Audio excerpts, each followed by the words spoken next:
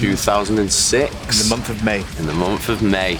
So we are 16 years old this month. Yeah. Yep. Yeah, long time. yeah, like we were like, what, about 2020? 18? Like something like that, yeah. Like super young. So this is like all we've ever wanted to do, and pretty much all we've ever known, really. And we're still here, so yeah, you know, those three are OGs as well since the beginning. So yeah, wouldn't have it any other way.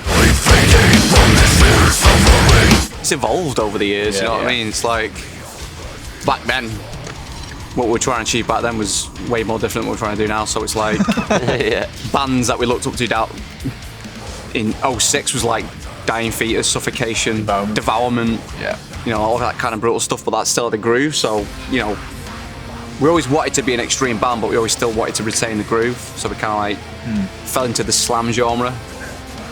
But then as years go by, you know, the deathcore scene kind of kicked in, and when bands like Despised Icon, Whitechapel, that kind of thing, it's, you know. So we kind of borrowed their production value and then inserted it into like the underground slam kind of thing. Then redefined it. Yeah. Yeah. Redefined it, conquered it, moved on. But yeah, we like bands like Job for a Cowboy, Cannibal Corpse, Black Dahlia Murder, like melodic death metal bands as well. Like I like stuff like At the Gates, stuff like that. He's got black metal influences as well. Yeah. I think I mainly look at drummers more than bands as such. Like these days, I kind of pick little things that I like. Inferno, don't you? Love Inferno. He loves Inferno. Genius.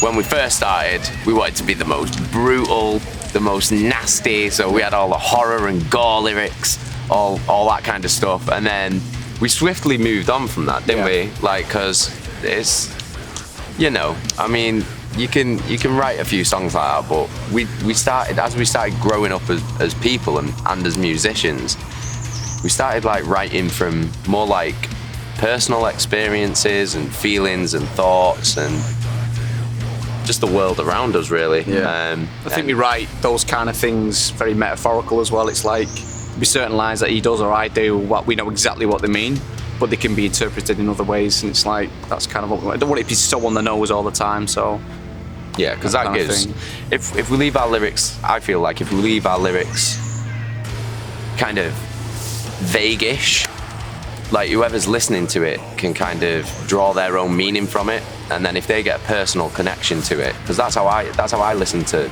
music. If I'm reading lyrics and then listening to music, if I feel like that's about something that I'm going through at the time, like I feel so much more closer to that song and closer to that band, and that makes me love them, like really. And I hope that our lyrics come across that way to like listeners of the band and stuff like that, so they can get that personal connection with us and our music. The modern stuff, not the early stuff. The modern stuff. We're not murderers.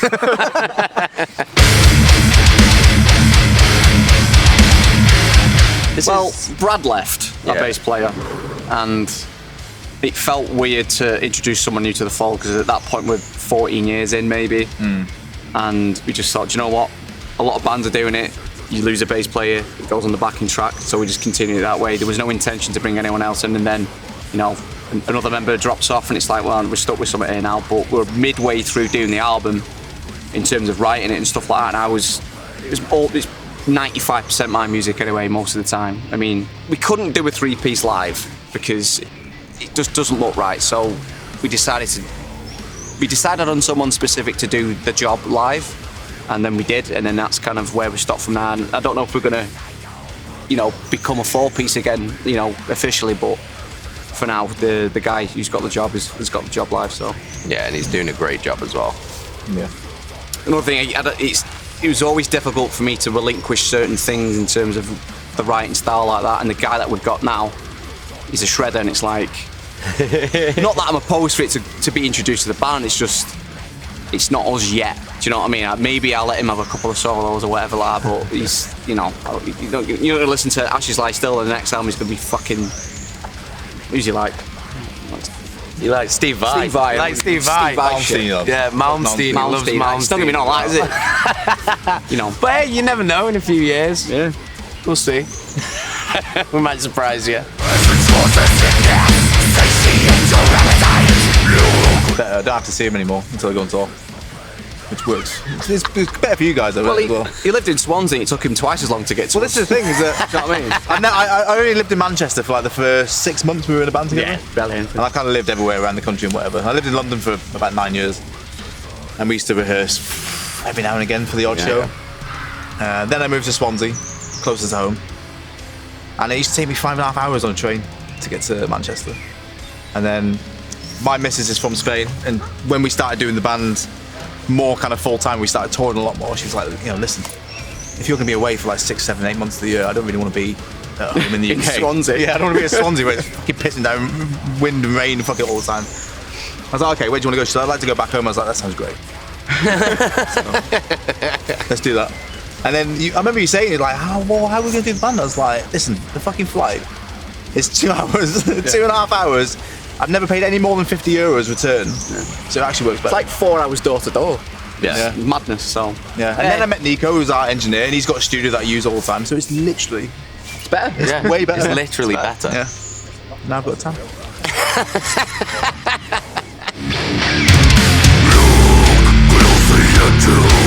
This could get ridiculous. though. Pantera. It's gonna be different. Pantera, number one.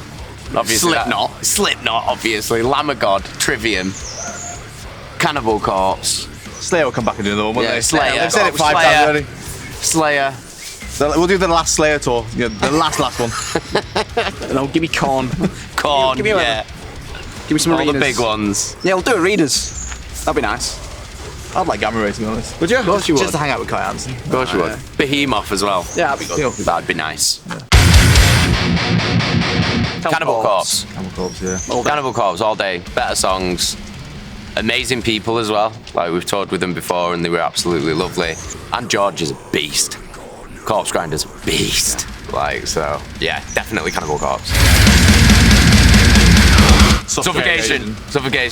I like Morbid Angel. I do like Morbid Angel, but Suffocation, we grew so up on more in tune with what we were trying to do. Like I said before, it was 9 feet of Suffocation. It was that brutal side of death metal, but with groove. There's no way. It has to be Suffo. Yeah, absolutely. And they are absolutely crushing live. After 30 odd years, they are still insane live. Can't say for that for Morbid Angel because they're either here or they're there. Where are they? Do you know what I mean? But Suffo, forget about it. All day Suffocation. Bolt thrower. Yeah, Bolt Thrower. Because what that one song that I like. First Light, whatever it's called. Yeah, I like that song. That one. But yeah. Not my jam. Not your jam.